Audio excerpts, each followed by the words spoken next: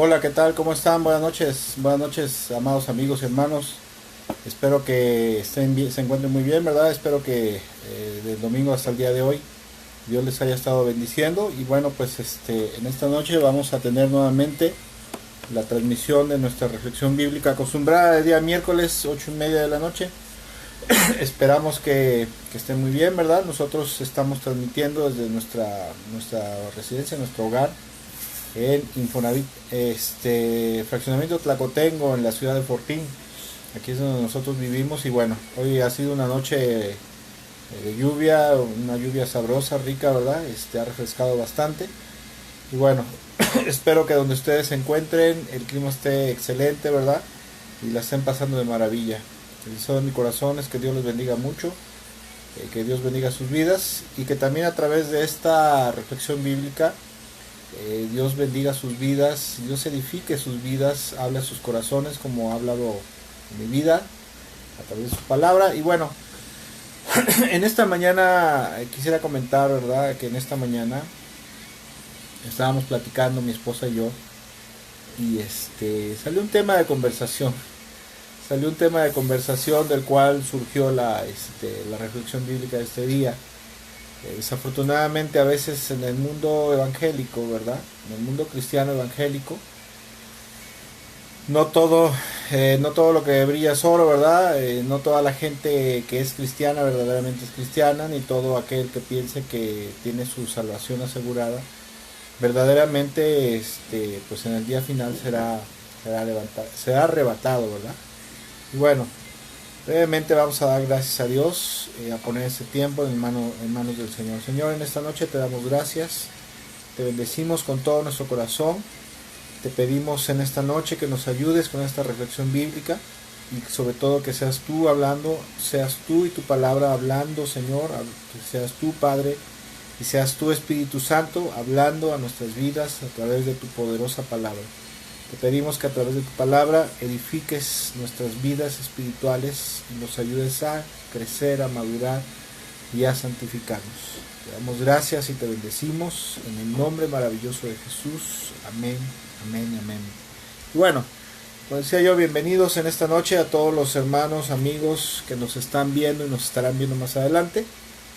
Y deseamos de todo nuestro corazón que la reflexión bíblica de este día verdaderamente bendiga nuestras vidas, ¿verdad? Sobre todo esperamos con todo nuestro corazón que Dios hable a nuestras vidas.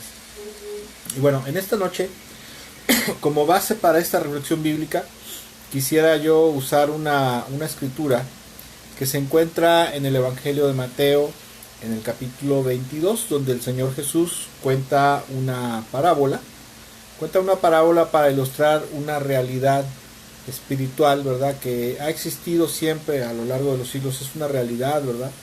Y bueno, en este día vamos a estar hablando acerca de bueno, ahorita vamos a ver de qué vamos a hablar, ¿verdad? Y bueno, vamos primero al texto bíblico. Si gusta usted acompañarme, es Mateo 22, versículo 1 al 14. Yo lo voy a leer en una versión más actualizada, de mayor comprensión, facilidad de comprensión, ¿verdad? Que es la Nueva Traducción Viviente.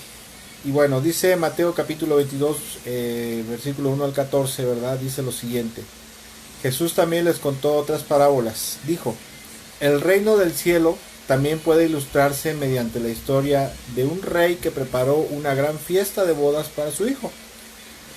Cuando el banquete estuvo listo y el rey envió a sus sirvientes para llamar a los invitados, cuando el banquete estuvo listo, el rey envió a sus sirvientes para llamar a todos los invitados, pero todos se negaron a asistir.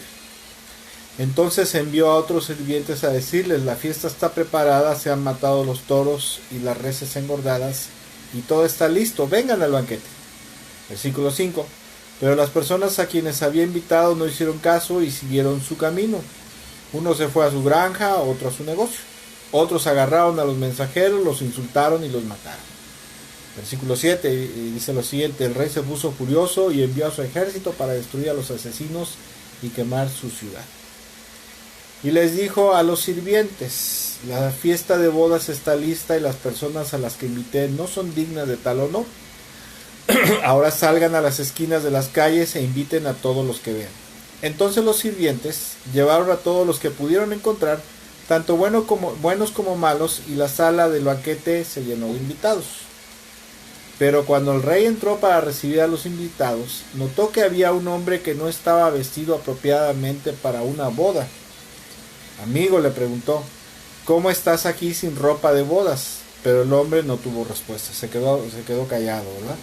Versículo 13, entonces el rey dijo a sus asistentes, átelo de pies y manos y arrójenlo a la oscuridad de afuera, donde habrá llanto y rechinar de dientes, pues muchos son los llamados y pocos los elegidos. Acuérdense de este versículo 14, donde dice, pues muchos son los llamados y pocos los elegidos. Y bueno, a lo largo de mi tiempo de conocer de Dios, de conocer de su palabra, una de las cosas que Dios me ha enseñado, es que hay pasajes en la palabra de Dios que verdaderamente son una gran advertencia acerca de muchos asuntos espirituales que son muy importantes, pero a su vez que si nosotros o desconocemos o no hacemos caso, son verdaderamente muy peligrosos para la seguridad eterna, si no ponemos la debida atención en ello, en la palabra del Señor, ¿verdad? Y bueno, esta historia siempre que la leo siempre me ha llamado muchísimo la atención, porque dice que en el contexto, ¿verdad?, de la historia, dice que el rey preparó preparó una fiesta para las bodas de su hijo, ¿verdad? Era un rey, era un evento muy importante en un reino. Y dice que preparó una gran fiesta, ¿verdad? Ahora, déjenme contarle un poquito. En la antigüedad, como en la actualidad, ¿verdad?, las invitaciones a las bodas siempre se hacían con antelación, ¿verdad?, donde iban los mensajeros, los heraldos del rey.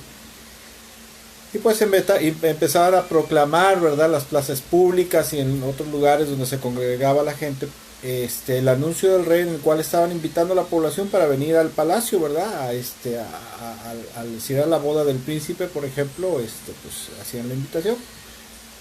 Pero bueno, dice la historia que lo que acabamos de leer, que mucha gente fue invitada a las bodas del hijo del rey, pero que la mayoría de la gente, o si no es que todos, rechazaron la invitación, ¿verdad? Inclusive dice el pasaje que asesinaron a los mensajeros del rey, y por esa razón el rey se puso furioso, ¿verdad? Se puso furioso y mandó a matarlos y a quemar su ciudad, a destruir su ciudad. Después de que el rey vio que pues ya estaba preparado el banquete, pero no había invitados para que asistieran, para que estuvieran ahí en la boda y se gozaran, ¿verdad? Y aparte de eso consumieran todas las viandas que estaban preparadas. Dice que el rey mandó a sus mensajeros a invitar toda clase de gente, ¿verdad? Toda clase de personas. Y obviamente, ¿verdad?, pues los nuevos invitados entiende que se prepararon, ¿verdad? Se cambiaron, se vistieron de ropas apropiadas para ir a la boda del hijo del rey, ¿verdad? Porque era un evento muy importante. Y una vez que la fiesta estaba en curso, ¿verdad?, dice, una vez que la fiesta ya había iniciado, ¿verdad?, me imagino que ya estaban los músicos, estaban repartiendo el banquete, dice que el rey salió a recibir a los invitados, ¿verdad? Entró ahí al salón del banquete.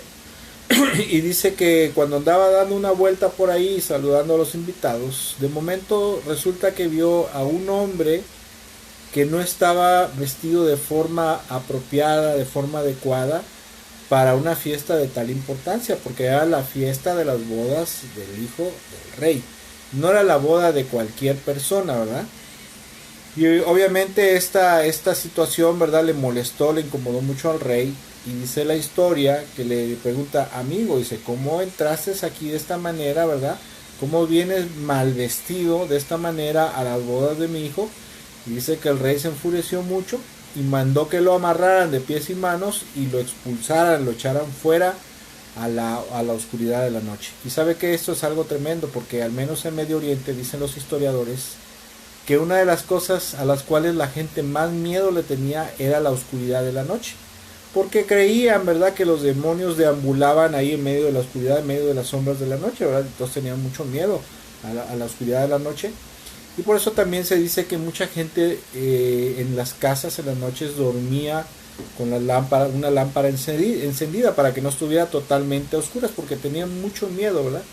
Pero aparte de ese temor que le tenían a los espíritus malignos, Aparte de eso también había mucho temor a la oscuridad de la noche, porque en la noche habían animales salvajes, ¿verdad? Salían los leones, los lobos, ¿verdad? Los coyotes. Había animales venenosos como serpientes venenosas, escorpiones venenosos, fieras salvajes y ladrones, obviamente. Entonces, para una persona de Medio Oriente, ¿verdad? O en cualquier lugar, me imagino, estar afuera de la seguridad de un recinto, ¿verdad? Afuera de la seguridad de una casa, pues era un motivo de muchísima angustia. Por eso dice, échenlo allá afuera donde hay gemir, ¿verdad? Donde va a gemir y donde va a rechinar los dientes de terror, ¿verdad? De miedo, porque pues estar afuera de la seguridad de un lugar, pues obviamente iba a producir mucho miedo. Y bueno, entonces la historia nos cuenta que el rey, al no encontrar a esta persona vestido adecuadamente, correctamente, lo manda a atar y lo expulsa de esta manera por su insolencia y su ofensa, obviamente. Ahora bien, el significado de esta parábola tiene un significado, ¿verdad? Que el Señor Jesús estaba ahí, es una parábola un poquito profética. Profética, ¿por qué? Porque esta parábola tiene como referencia el rechazo que los judíos tuvieron al Evangelio de Jesús, el rechazo que los judíos tuvieron hacia el Mesías, hacia Jesucristo. Ese era el Mesías que Dios había enviado a su pueblo, ¿verdad? Era el Mesías, de hecho, esperado. Bueno, los fariseos, por ejemplo, y algunos otros grupos religiosos no esperaban a un Mesías como Jesús, sino esperaban a un caudillo militar y político que los librara del yugo de los enemigos, de los romanos, ¿verdad? Y bueno, pero al fin y al cabo este pasaje, esta parábola hace una referencia precisamente a ese rechazo de parte de los judíos a Jesucristo, al Evangelio y al llamado de Dios a volverse a Él, rendirse al Mesías y entrar en los planes, en los caminos, en el propósito, en el tiempo de Dios, poder entrar en el reino de Dios a través de la sumisión a la obediencia a Cristo Jesús o al Mesías de Dios. Y bueno, muchos de los judíos que rechazaron el Evangelio, verdaderamente la historia de la iglesia, la historia del cristianismo, la historia del cristianismo primitivo, nos cuenta que muchos judíos persiguieron y algunos asesinaron inclusive a mucha gente cristiana, que los evangelizaron, que les hablaron acerca del Evangelio, acerca de Jesucristo, acerca de que era el tiempo en el cual se tenían que arrepentir de sus pecados, volverse a Dios y entregarse a Cristo Jesús como el Mesías de Dios, ¿verdad?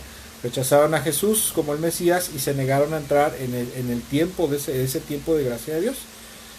Y esto fue verdaderamente una razón de maldición para ellos, porque esa maldición, ¿verdad?, que está ahí, de donde dice que el rey se enfureció tanto, ¿verdad?, que mandó a matarlos, a los asesinos mandó a que los mataran y a quemar su ciudad.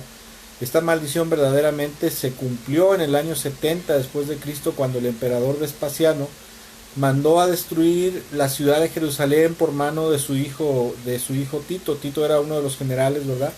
Era un general y era hijo del emperador Vespasiano, y le hizo este encargo de ir a destruir la ciudad de Jerusalén por problemas de revueltas, de rebeliones y revueltas, ¿verdad? Pero al fin y al cabo la ciudad de Jerusalén fue destruida y el templo de Jerusalén fue destruido también. El Señor Jesús dijo, miren, ven este edificio tan bonito, estas piedras labradas y todo, pues les aseguro que no va a quedar piedra sobre piedra. Y verdaderamente eso ocurrió con el templo de Jerusalén, porque dicen que cuando lograron entrar los romanos a la ciudad de Jerusalén, se atrincheraron dentro del templo y los romanos le prendieron fuego al templo. Entonces algunos dicen que las piedras del templo se cayeron solitas, y otros que como había oro, había tesoros dentro del templo. Algunos historiadores dicen que los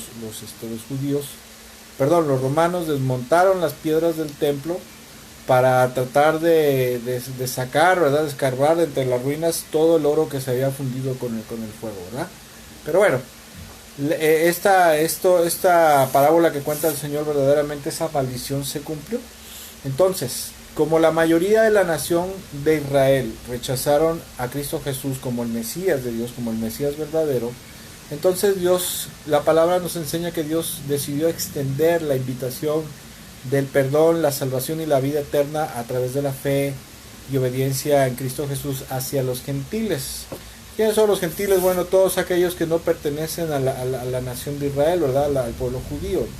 Y esa invitación, ¿verdad? A través del Evangelio para saber perdón, salvación y vida eterna es algo que está vigente hasta el día de hoy, ¿verdad?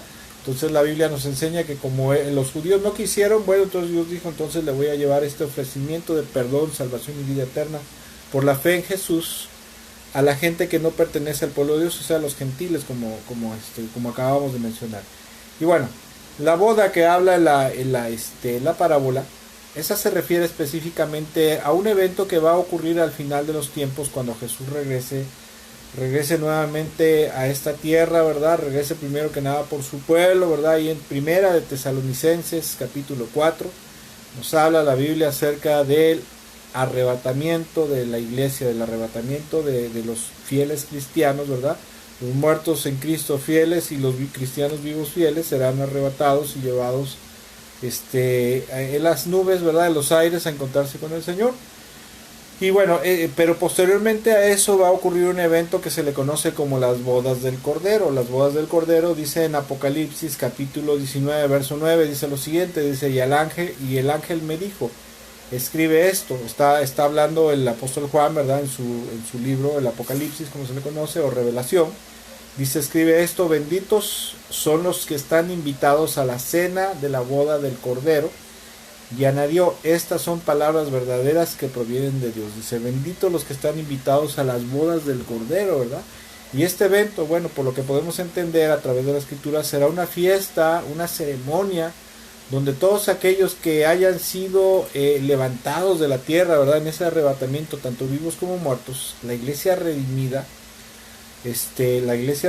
por el Señor, a través de este evento, ¿verdad? Serán llevados a la presencia de Dios y a través de este evento conocido como las bodas del Cordero, ahí en ese evento Dios ratificará para siempre la unión de ese grupo que fue arrebatado, que fue levantado a la iglesia para estar con Cristo Jesús como su amo y Señor por toda la eternidad, ¿verdad? Unidos de una vez y para siempre al Señor Jesucristo por toda la eternidad, ¿verdad?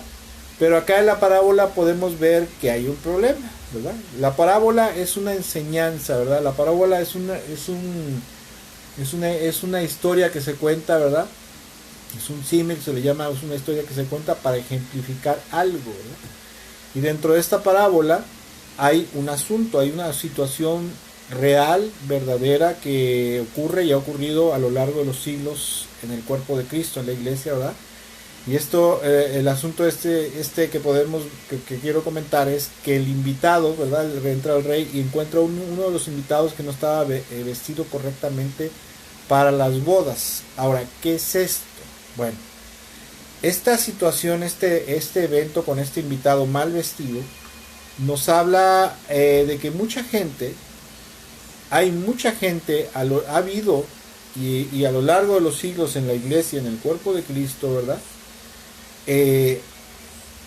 Hay gente que ha pasado a formar parte del cuerpo de Cristo, ¿sí? Pero que en verdad no tienen la vestimenta espiritual, escuche, la vestimenta espiritual que el Señor necesita para poder redimirlos en el final de los tiempos, en el día final, ¿sí? Ahorita voy a hablar un poquito acerca de la vestimenta, qué representa las vestimentas o la ropa en la Biblia, ¿verdad? Y bueno, esto nos habla de que mucha gente no está preparada espiritualmente, ¿sí? Primero que nada, hay dos cosas aquí. Puede ocurrir que es gente que son falsos convertidos. Hace unos días estaba yo viendo un video que les recomiendo que lo vean. Hay un ministerio que se llama Living Waters, o sea, aguas vivientes en inglés, Living Waters, donde habla acerca de los falsos convertidos, los verdaderos y los falsos convertidos, ¿verdad? Y este hombre, ¿verdad? Que son evangelistas excelentes, viajan por todo el mundo, habla precisamente acerca de aquellos falsos convertidos, de gente que nunca nacieron de nuevo, que ni fueron salvos, ni que nacieron de nuevo espiritualmente, que no, y como decía, en la actualidad hay un gran problema en el cuerpo de Cristo, en la iglesia.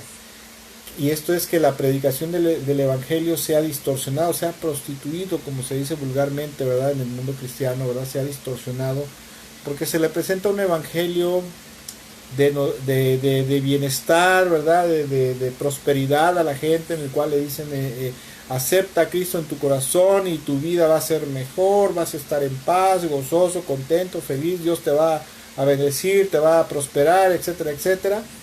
Y bueno, ya cuando empiezan los problemas de la vida cristiana, ¿verdad? Por seguir a Cristo, las persecuciones y todas esas cosas, maltrato de la gente, rechazo, pues mucha gente dice, no, pues ya no quiero seguir a Cristo, ¿verdad? Y bueno, una de dos, o se apartan verdaderamente o se vuelven religiosos, ¿verdad? Y verdaderamente es gente que nunca nació de nuevo sino que solo cambiaron de una religión a otra. Por ejemplo, si eran católicos o eran testigos de Jehová a otro, cambiaron el cristianismo como una mera religión, pero no como un cambio de vida, ¿verdad? Como un nuevo camino, ¿sí? Cambiaron de una religión a otra sin nunca haberse dado cuenta o haber entendido la verdad y la profundidad del significado del evangelio para que pudieran tener salvación del pecado y vida eterna, perdón de sus pecados, ¿verdad? Porque o por un lado no se los explicaron bien o les predicaron un evangelio adulterado, el evangelio de la prosperidad, ¿verdad?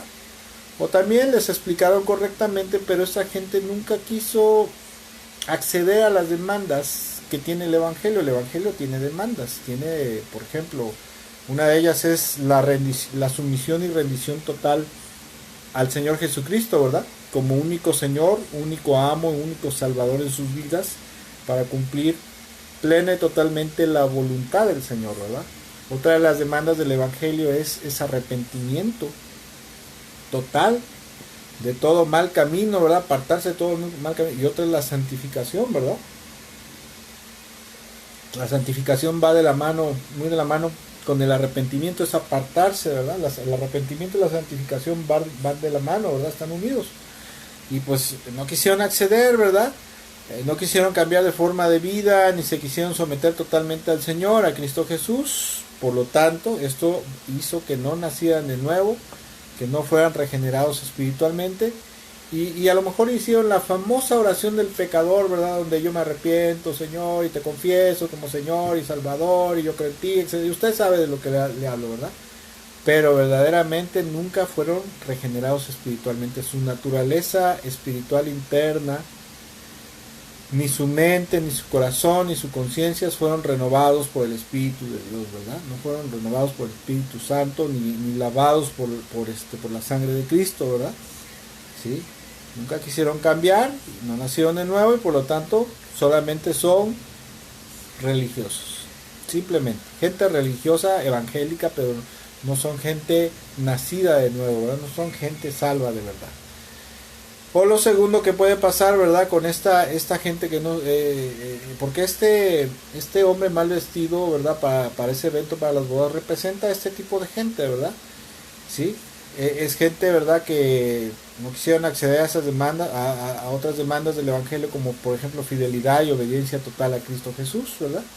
Y también no quisieron someterse totalmente a Cristo, por lo tanto no nacieron de nuevo, como acabo de voltar. O número dos, también puede ser que en el inicio de su vida, de su acercamiento a Cristo, ¿verdad? Al evangelio y a Cristo Jesús, se arrepintieron verdaderamente entendieron que estaban mal, verdaderamente entendieron que eran pecadores y que estaban condenados al fuego eterno, a la perdición eterna, a la muerte eterna, ¿verdad? Y se decidieron arrepentirse, se convirtieron totalmente al Señor, se sometieron plenamente a Cristo Jesús, al Señor, a su voluntad, al inicio de su vida cristiana, pero en un punto de su vida ya en Cristo, se pervirtieron con alguna clase de pecado, una o varias clases de pecado, pero el problema es que nunca volvieron al camino angosto. O sea, nunca volvieron a andar en una vida de santidad, de pureza, de amor y de justicia, ¿verdad? Nunca volvieron a ese camino angosto, sino que se volvieron mañosos, se volvieron pues malillas, como se dice, ¿verdad? Se volvieron espiritualmente inmundos, y se convirtieron en gente religiosa solamente, ¿verdad? Entonces este tipo de personas, este hombre que no estaba vestido para participar de las bodas, ¿verdad? De las bodas del Hijo del Rey o de las bodas del Cordero, espiritualmente no estaba de una forma adecuada para que pudiera entrar a esas bodas. Ahora, Le comentaba yo hace rato, ¿qué representan las vestiduras en la Biblia? Bueno, las vestiduras en la Biblia o el ropaje de una persona en la palabra de Dios principalmente tienen que ver o representan, ¿verdad? O tienen que ver con la conducta de la gente, con su comportamiento o su forma de vida. ¿Sí? El ropaje, de eso hablan las Sagradas Escrituras.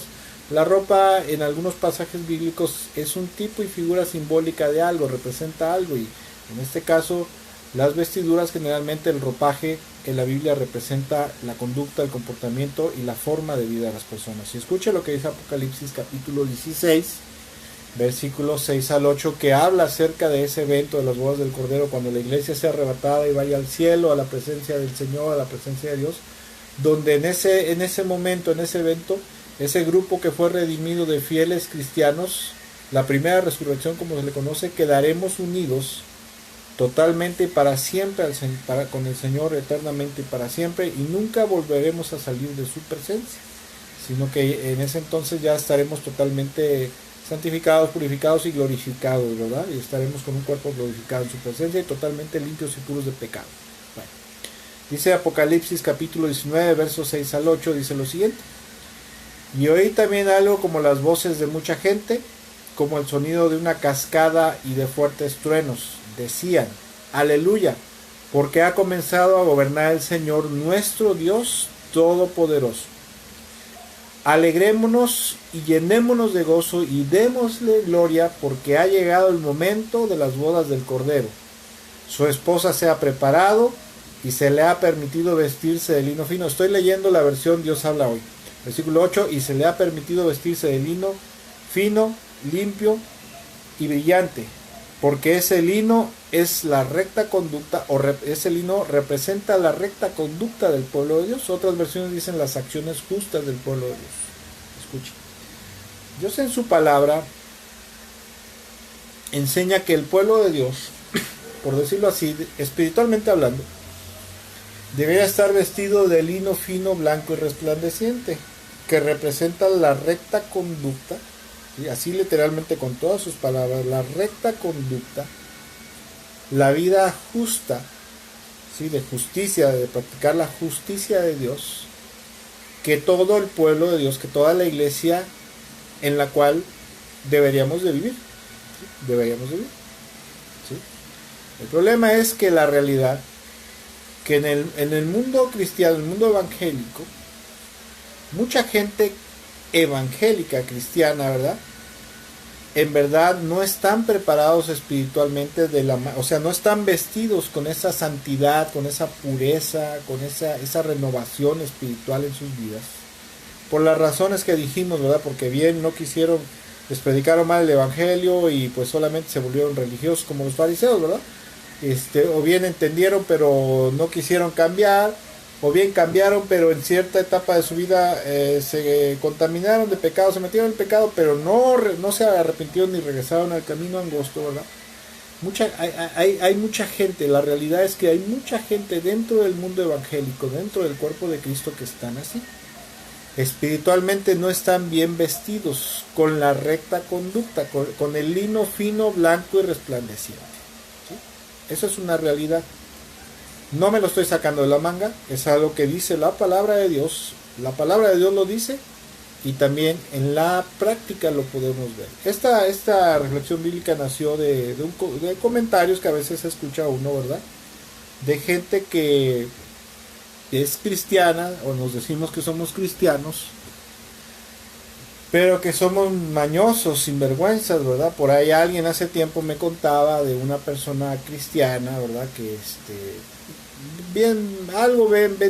vende algo, no quiero comentar qué es, ni quiero dar muchos detalles, pero esta persona vende algo, para sostenerse, tiene una venta de X cosa, ¿verdad? Y bueno, también entre sus clientes tiene gente cristiana, ¿verdad? Entonces contaba esta persona que le preguntaron: oye, ¿ya no le vendes a fulana de tal, a fulano de tal, a esta persona? Y dice: no, la verdad no, porque siempre se queja de todo, siempre le pone peros a la mercancía. Dice: lo peor de todo es que dice que es cristiana esta persona, pero la verdad tal día le vendí algo y me dijo, ay, pase usted mañana, mañana le doy, fue al otro día, le di una parte y desde ese entonces le debe pues una buena cantidad, ¿no? Y cada vez que se lo encuentra, no le dice nada, le corta la vuelta y todo. Y bueno, pues eso habla del mal estado espiritual de una persona, porque de esta persona que se dice ser cristiana, pero en realidad no es una persona santa, no es una persona justa, porque nosotros los cristianos, ¿verdad? No debemos de deberle nada a nadie, porque pues se supone que somos gente recta, ¿verdad? Gente santa. Pero mucha gente está en un estado espiritual en el cual son mañosos, son sinvergüenzas, son mal portados, son violentos, a lo mejor mal hablados, bueno, con muchas mañas, ¿verdad? Muchas cosas indebidas. Y ese es un grave problema, ¿verdad? No están vestidos de lino fino, blanco y resplandeciente. O sea, no están vestidos, su vida espiritual no está llena de la recta conducta, que debe ser parte del estilo de vida, de la forma de vida del pueblo de Dios. Y esto es una tremenda realidad, ¿verdad? Porque no están preparados espiritualmente de la manera adecuada que Dios espera para poder llevarlos a pasar la eternidad junto a Él. Ahora escuche. A la gente que está en el mundo, que está a nuestro alrededor, la podemos engañar, ¿verdad? Podemos engañar a los hermanos, al pastor, a la gente del mundo y hacerle creer a la gente que somos muy santos, ¿verdad? Que somos muy cristianos, muy aleluya, ¿verdad? Gloria a Dios, bendito sea el Señor, ¿verdad? Y podemos engañar a la gente, ¿verdad? La gente nos puede tener un concepto de decir, wow, ¿cómo sabe, hermano? ¿Cómo ora, ¿verdad? Qué cristiano es, ¿verdad? Qué hijo de Dios tan maravilloso es, qué bendición, ¿verdad? Y no ser así. Pero verdaderamente a Dios, escuchen, no lo podemos engañar. Y Dios sabe quién verdaderamente se arrepintió de sus pecados, abandonó sus malos caminos y se convirtió totalmente al Señor, se entregó y se sometió totalmente a su señorío y su autoridad divina, mesiánica, ¿verdad? Y así ha permanecido hasta el día de hoy y permanecerá hasta el final de sus vidas. Ahora escuche. Entonces, aunque en las iglesias haya mucha gente que tenga apariencia de piedad y devoción a Dios, verdaderamente no hay gente que ni ha nacido de nuevo, ni se ha arrepentido, o se arrepintieron, pero al paso del tiempo volvieron nuevamente a corromperse y no se han apartado del pecado. Y lo peor de todo es que puede ser que mueran así, puede ser que mueran en pecado, ¿verdad? Hay gente evangélica, que es feo decirlo, pero hay gente evangélica que a pesar de que profesan ser cristianos, a mucha gente le gusta cometer fraude, ¿verdad? Defraudar a la gente, engañar a la gente y defraudarlos económicamente con cosas. Hay gente evangélica, aún pastores, ¿verdad? Que están inmiscuidos en el adulterio, la fornicación. Gente evangélica que está inmiscuida en la pornografía, por ejemplo. Hay gente evangélica que está inmiscuida en la violencia, ¿verdad? Son violentos en sus hogares, en sus trabajos, con la sociedad. Hay gente evangélica que le gusta robar, ¿verdad? Hacer cosas indebidas, mentir, chismear, etc. O sea, espiritualmente no están bien vestidos. No están vestidos con la vestidura espiritual, que es el lino fino, blanco, resplandeciente, o sea, la recta conducta que debe vivir el pueblo de Dios, ¿verdad? ¿Sí? Como decía yo, algunos se convirtieron, pero con el paso del tiempo se volvieron a manchar y no han vuelto a lavar sus vestiduras. O sea, se contaminaron de pecado, pero ya no se apartaron totalmente del pecado, ¿sí? Sino que continuaron una vida mezclada, ¿verdad? La vida de Dios, la vida eterna, con una vida carnal. Y es por ello de la razón de unas palabras que el Señor Jesús menciona en Mateo capítulo 13, versículo 24 al 30, hablando de la parábola de la cizaña. Dice: Jesús les contó otra parábola. El reino del cielo es como un hombre que sembró buena semilla en su campo. Pero mientras dormían todos, llegó su enemigo y sembró mala hierba, o sea, la cizaña, entre el trigo, y se fue. Cuando brotó el trigo y se formó la espiga, apareció también la mala hierba, o la cizaña. Es la parábola de las cizañas. Los siervos fueron al dueño y le dijeron: Señor, ¿no sembró usted semilla buena en su campo? Entonces, ¿de dónde salió la mala hierba? No sé si usted lo sepa, ¿verdad? Pero la cizaña, hay gente que dice: es que la cizaña se parece al trigo, la planta, pero no da fruto. No, la cizaña sí da fruto, da una semilla negra, ¿verdad? Oscura, que es cuando se prueba es amarga y si se come en grandes cantidades es venenosa, es dañina, ¿verdad? Bueno, versículo 28. Esto es obra de un enemigo, le respondió. Le preguntaron los siervos: ¿quiere usted que vayamos a arrancar la cizaña? Ahora escuche, la cizaña, si usted pone una espiga de cizaña o de mala hierba de cizaña y de trigo juntas, cuando están verdes o cuando maduran, son muy parecidas. Se dan cuenta de cuál es cizaña, ¿verdad? El que ya sabe reconocerla, ¿verdad? Se da cuenta porque ya tiene un conocimiento, ¿verdad? Pero se dan más cuenta cuando abren la espiga y se dan cuenta que el grano de la cizaña es negro, ¿verdad? Y el grano del trigo es blanco, es blanquito. ¿Sí? Es de un color clarito. Y se parecen mucho. O sea, en el cuerpo de Cristo, ¿verdad? En la iglesia puede estar en este momento sembrada trigo y cizaña. Los trigos, dijo el Señor, que representan a los hijos de Dios, y la cizaña a los hijos del diablo, los hijos del maligno. Tanto falsos maestros como falsos cristianos, ¿verdad? Entonces le preguntaron los siervos, versículo 28, ¿quiere usted que vayamos a arrancarla? Versículo 29 dice: no, les contestó, no sea que al arrancar la mala hierba arranquen con ella el trigo. Dejen que crezca hasta la cosecha, o sea, hasta el final de los tiempos. Entonces le diré a los segadores, que son los ángeles, ¿verdad? Recojan primero la mala hierba y átenla en manojos para quemarla. Después recojan el trigo y guárdenlo en mi granero. Qué tremendo está esto, ¿eh? Esto es algo muy tremendo que a veces lo leemos y decimos: ay, qué historia tan bonita, pero yo no estoy ahí, ¿verdad? Cuando hay mucha gente que es cizaña, escuche, hay mucha gente que está haciendo cizaña, mala hierba, o sea, mal cristiano, o no es ni cristiano, ni salvo, y lee pasajes como estos, y ni siquiera por acá, por su cabecita le pasa que él está en esta situación, y que puede ser por malas enseñanzas, ¿verdad? Porque hay unas malas enseñanzas que ahorita voy a comentar. Una de ellas es el calvinismo, y hay, la doctrina del calvinismo, el quinto punto, la perseverancia de los santos, enseña que salvo siempre salvo, y hagas lo que hagas, jamás y nunca vas a perder la salvación, y eso es antibíblico.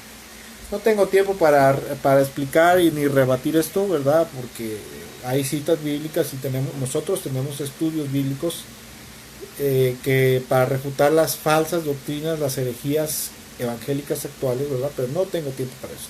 Solamente puedo decir que mucha gente está muy cegada, mucha gente está muy engañada y no se da cuenta, autoengañada y engañada por el pecado y por el diablo, y no se da cuenta que es cizaña y que está en un riesgo de sufrir perdición eterna si no se arrepiente a tiempo antes de morir, ¿sí? Porque si se muere en esa condición espiritual, se va a ir a la perdición eterna, al fuego eterno, ¿verdad? Y bueno, tanto la cizaña, o sea, los malos cristianos, como los buenos cristianos, ambos están llamados a las bodas del Cordero. Y mientras estamos en la tierra, tenemos la obligación, el encargo de parte de nuestro Señor, de nuestro Padre Celestial y también del Espíritu Santo, de estarnos preparando espiritualmente constantemente, de estar creciendo, madurando espiritualmente, abandonando cada vez más las malas mañas, los malos hábitos, el pecado, madurando, o sea, cada vez pareciéndonos más a Cristo Jesús, al Padre Celestial, santificándonos cada vez más, ¿verdad? Tenemos esa encomienda y esa obligación, ese mandato. Pero los que siguen siendo cizaña, mala hierba, que están corrompidos, escuche, tenemos ese encargo, ¿verdad? Mientras estamos llamados. Pero si la gente que es cizaña está corrompida, si no cambia, si no abre los ojos y no cambia antes de morir, sea porque se volvió sinvergüenza, sea por maña o por ceguera, ¿sí? Cuando llegue el momento del arrebatamiento, que dice Primera de Tesalonicenses capítulo 4 versículo 15 en adelante, se van a llevar una sorpresota, porque serán rechazados por el Señor Jesucristo, ¿sí? Serán rechazados y entonces aguardarán a la segunda resurrección, ¿verdad? 1000 años después, solamente para esperar su juicio y condenación eterna, para ser arrojados vivos al lago de fuego con azufre, porque resucitarán en espíritu, alma y cuerpo y serán arrojados a la condenación eterna. Esta es una situación muy peligrosa, es una situación, es una tremenda realidad espiritual que hay. No estoy jugando, no estoy alardeando, no estoy siendo payaso ni nada. Dios puso esto en mi corazón para compartir con el pueblo de Dios en este día, ¿verdad? Porque esta es una tremenda realidad actual. Siempre ha sido una realidad a lo largo de los siglos en el cuerpo de Cristo, en la iglesia, ¿verdad? Y en la actualidad se ha agravado más porque estamos al final de los tiempos, y al final de los tiempos esta situación se iba a recrudecer más. Hoy en día, con todo respeto lo digo, amados hermanos y amigos, y espero que nadie se ofenda, pero es una realidad. Hoy, en los últimos tiempos, en los últimos días, estamos ya cerca del final de los tiempos, ahora sí verdaderamente, por todo lo que se ve que sucede en la sociedad, ¿verdad? Ya se habla de un solo gobierno, una sola moneda, ya la élite mundial, ¿verdad? Ya quieren empezar a someter a las naciones a la agenda, ¿verdad? La agenda del anticristo y todo lo que está bíblicamente ya está escrito.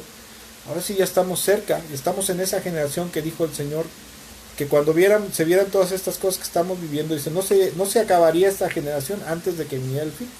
¿Sí? ¿A qué tiempo estamos de que se acabe el mundo? Puede ser unos 10, 20, 30, 40 años, pero es una generación solamente, no va a pasar esta generación sin que venga el fin, la manifestación del anticristo, el juicio de las naciones, etcétera, etcétera. Estamos cerca ya del final. ¿Sí? Ahora es cuando más debemos de estar atentos a cómo estamos viviendo. Si verdaderamente estamos viviendo como al Señor le agrada, estamos haciendo los cambios que el Señor nos demanda a través de su palabra, de la predicación de su palabra, la enseñanza, si le estamos sirviendo, si estamos viviendo como debe ser, y si no, mucha gente lo va a lamentar, ¿verdad? Esto es algo con lo cual no se debe jugar, porque aunque las herejías calvinistas, como decía yo, ¿verdad? El calvinismo son doctrinas fundamentales del movimiento de reforma, ¿verdad? Las iglesias reformadas como bautistas, metodistas, presbiterianas, anglicanas, luteranas, ¿verdad? Y otras que salen de la reforma, y es la doctrina de la predestinación, que es una herejía de origen gnóstico, ¿verdad? Es una doctrina gnóstica cristianizada, ¿verdad? No tengo tiempo para explicar de eso, pero más adelante, si Dios lo permite, voy a dar una explicación, una enseñanza con respecto a la herejía, la falsa doctrina de la predestinación gnóstica cristianizada, ¿verdad? Y el famoso calvinismo. Son 5 puntos. El 5 punto se le conoce como la perseverancia de los santos, donde les dan falsas promesas de redención perpetua, o sea, perpetuidad, ¿verdad? O sea, de que salvo, siempre salvo, y hagas lo que hagas, no va a pasar nada, porque al final Dios va a hacer algo para que te vuelvas a Él, ¿verdad? Y tú nada más déjate llevar, como robot, deja que Dios te controle. Y no es así. No es así la cosa, ¿verdad?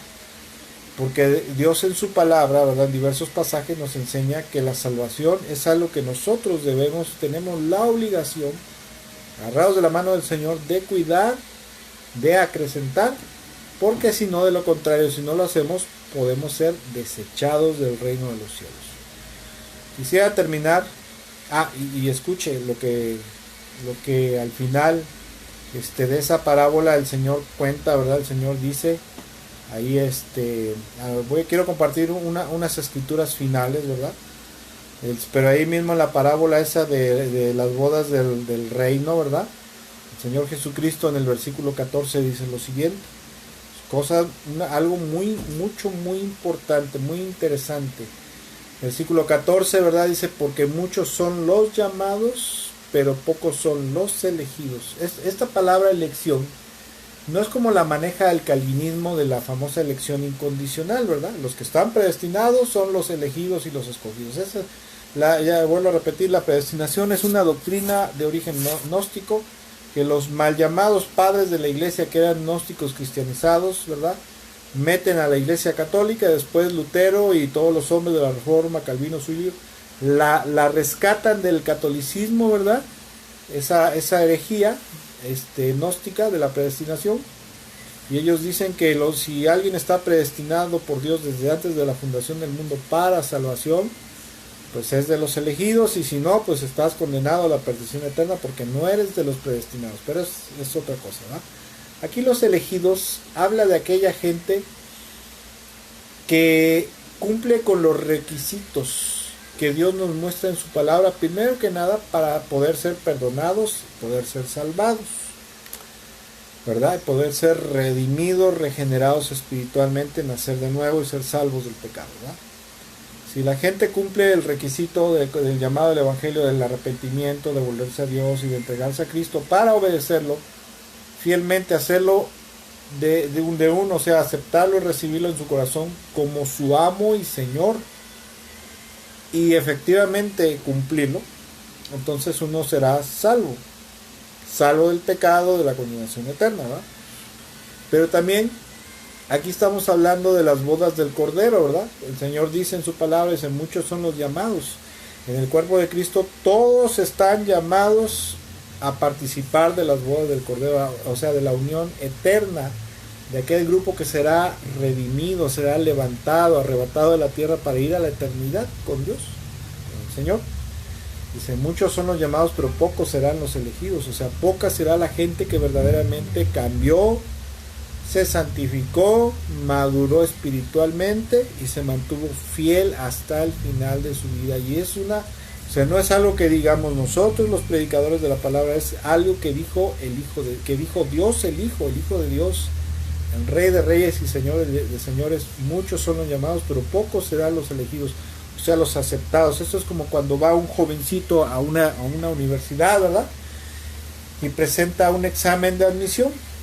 Si su examen de admisión fue satisfactorio con la calificación mínima que requiere la universidad, por ejemplo, de un 8.5 o un 9, será aceptado, será elegido para poder entrar a cursar la carrera que quiere estudiar. Si es medicina, por ejemplo, si cumple con pasa el examen y cumple con otras requisitos que le pongan, pues será elegido, será aceptado. Es exactamente aquí. El Señor dice, muchos están llamados a participar de las bodas del Cordero y a participar de la redención eterna para ir a la eternidad con Dios, pero pocos serán los elegidos. Y escuche, esto no es para decir, ay, pues bueno, pues a última, si son pocos, pues ¿para qué me santifico? No, esto es para ponerse a pensar y decir, bueno, yo no quiero perderme. Yo no quiero ir a la perdición, al fuego eterno, porque será un evento horrible, o sea, será algo terrible, terrible, terrible. Estar como pollo en rosticero, ¿verdad? Pero estar vivo ahí, ¿verdad? Quemándose y sufriendo el tormento del fuego eterno en el cuerpo por toda la eternidad, donde no habrá salida de ese lugar. Que Dios nos libre de tal cosa, verdaderamente esa cosa es una cosa horrible, ¿sí?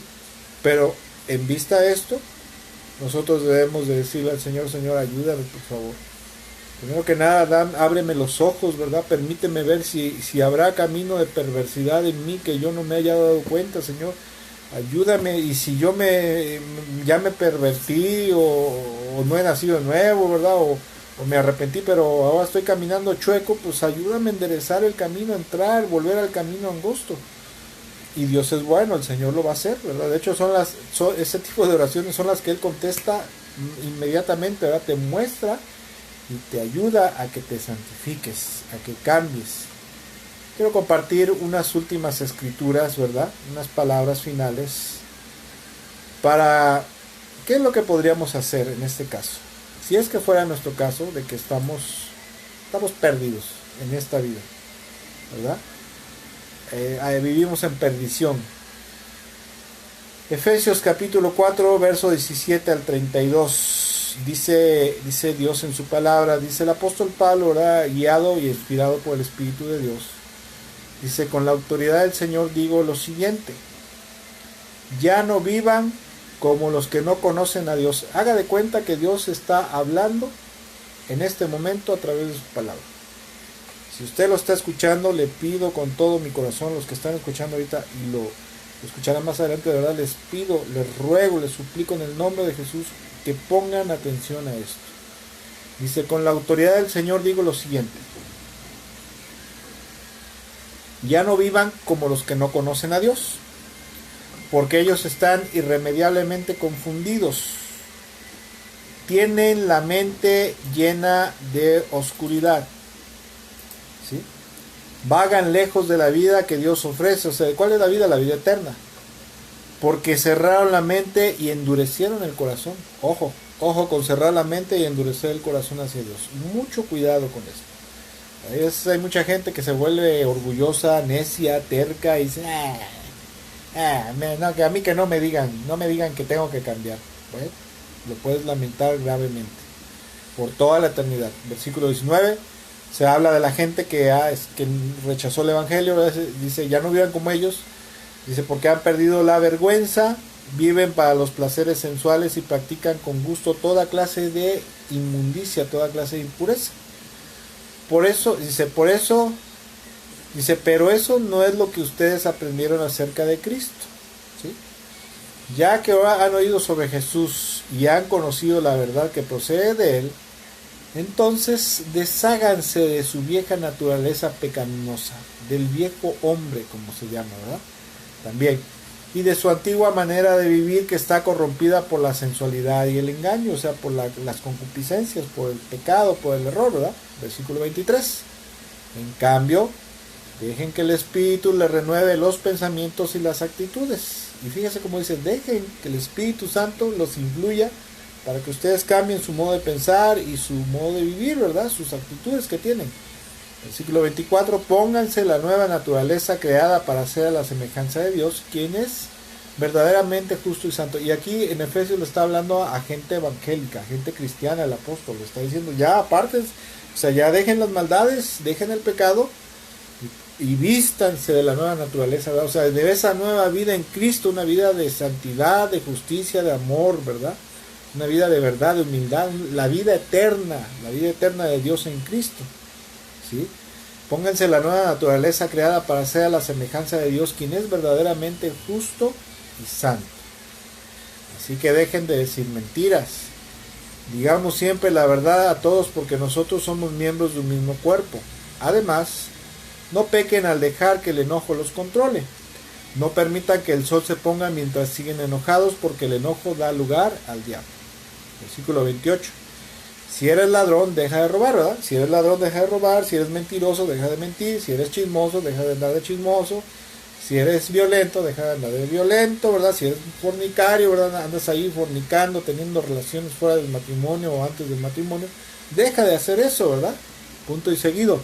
En cambio, usa tus manos en un buen trabajo digno y luego comparte generosamente con los que tienen necesidad. Versículo 29.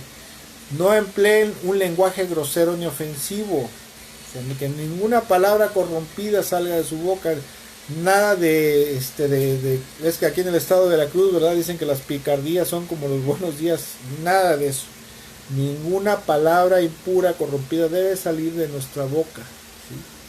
¿Por qué? Porque no es lo de Dios, ni grosero ni ofensivo.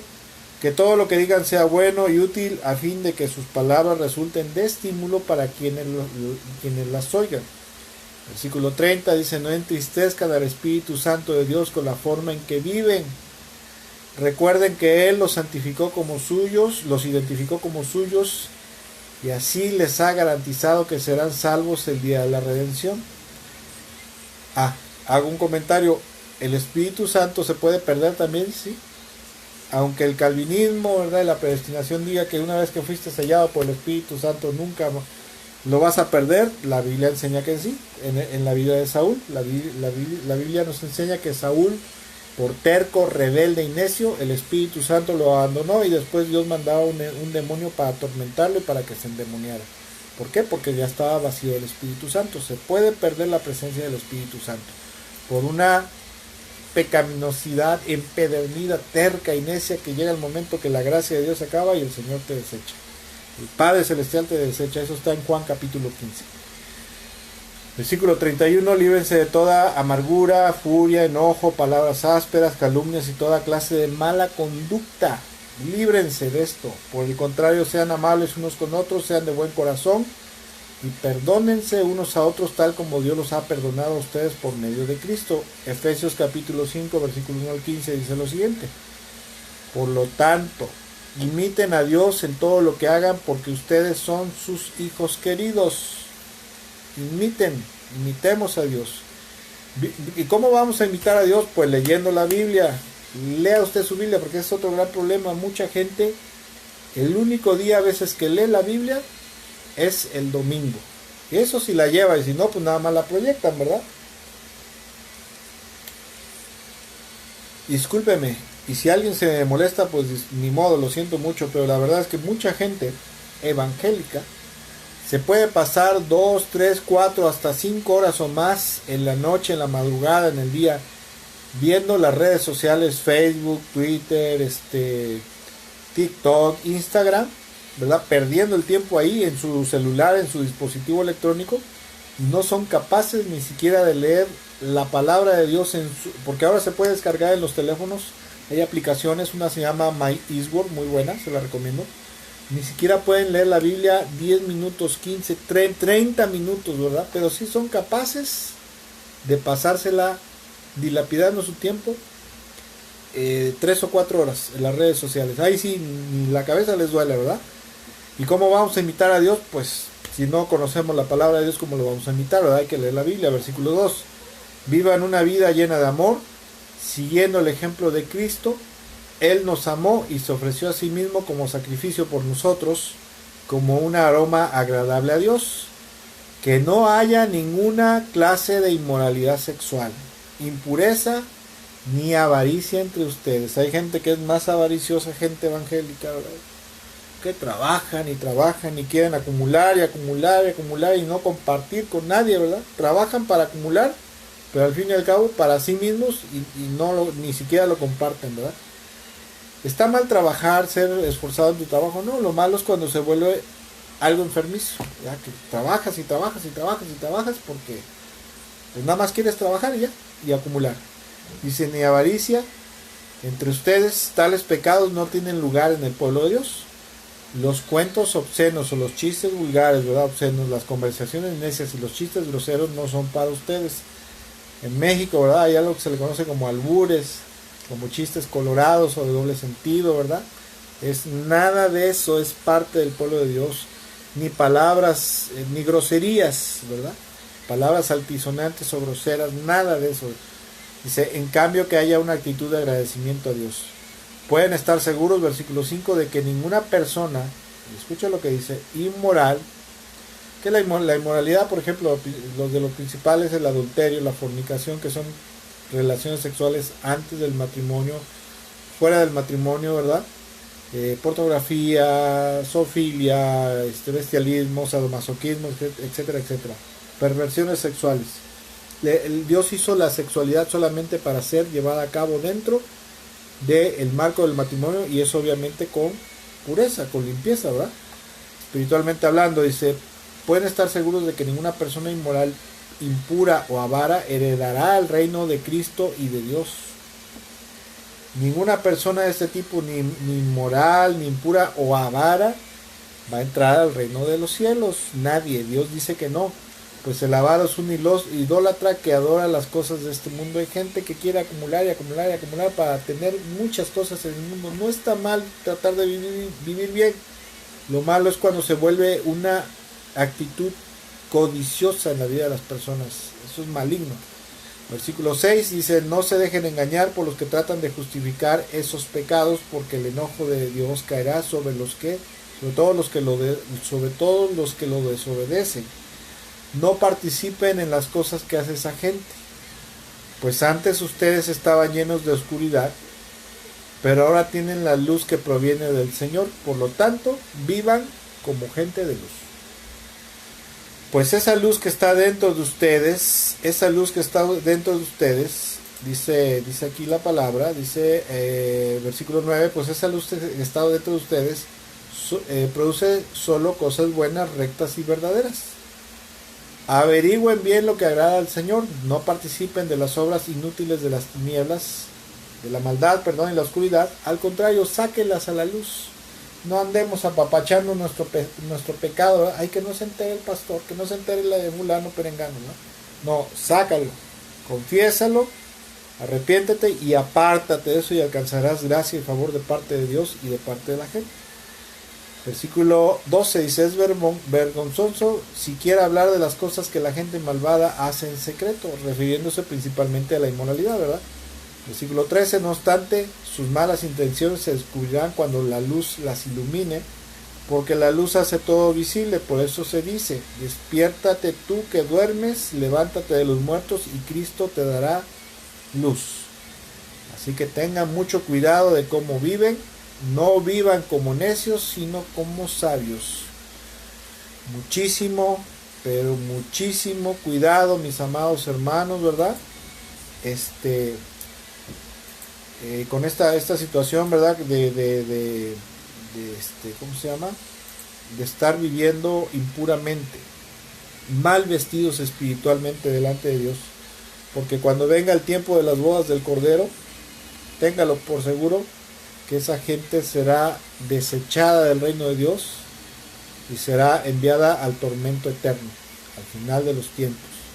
Muchísimo cuidado de cómo estamos viviendo, porque el Señor dijo que no todo el que le dijera Señor, Señor, entraría al reino de los cielos, sino solo los que cumpliéramos con la voluntad de Dios, que está en su palabra.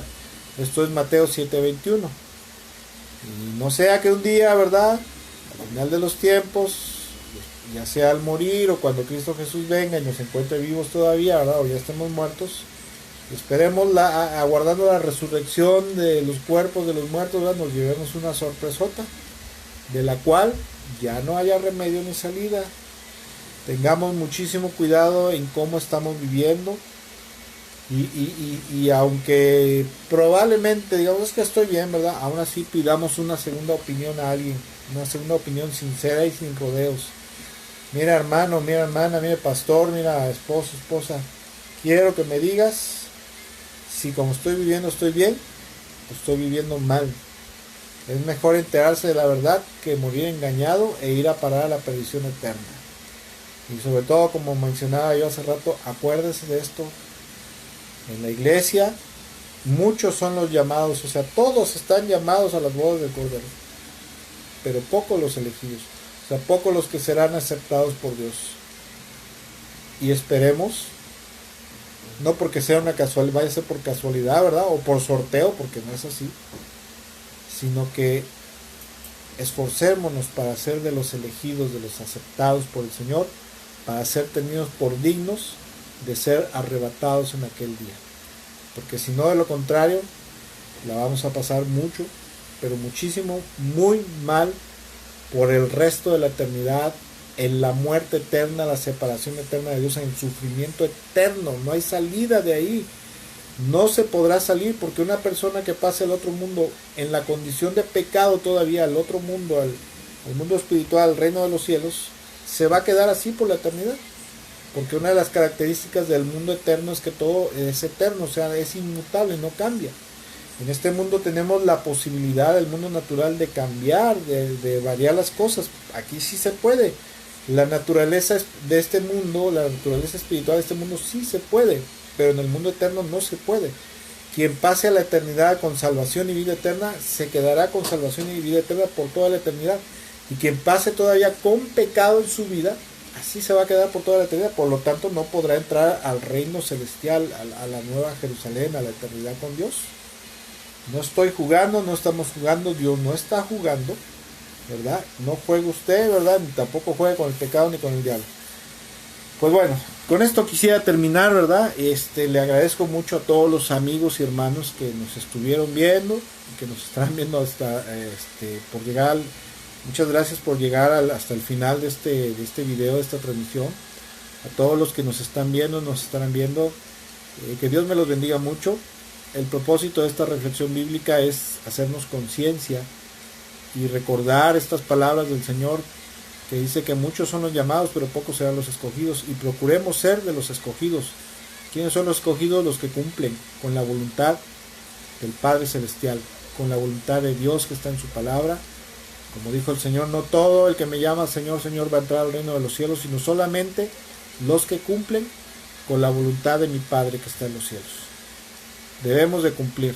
¿Es difícil? Sí. Imposible no, si nos disponemos y le suplicamos al Señor que nos ayude con su poder, con su glorioso poder, con su amor y su misericordia. Que Dios me los bendiga mucho, que tengan una excelente y bendecida noche.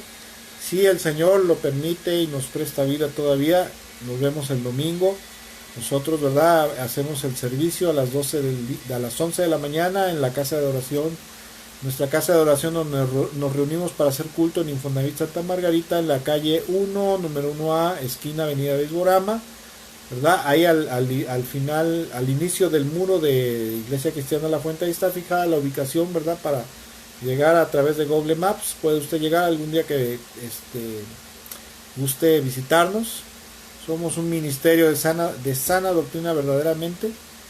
Si usted un día tiene a bien visitarnos, no se va a encontrar instalaciones de primer nivel, de primer mundo, pero sí se va a encontrar una sana doctrina y un sano ambiente espiritual donde Dios habita. Que Dios me los bendiga mucho, que tengan una excelente y bendecida noche. Saludos para todos, buenas noches.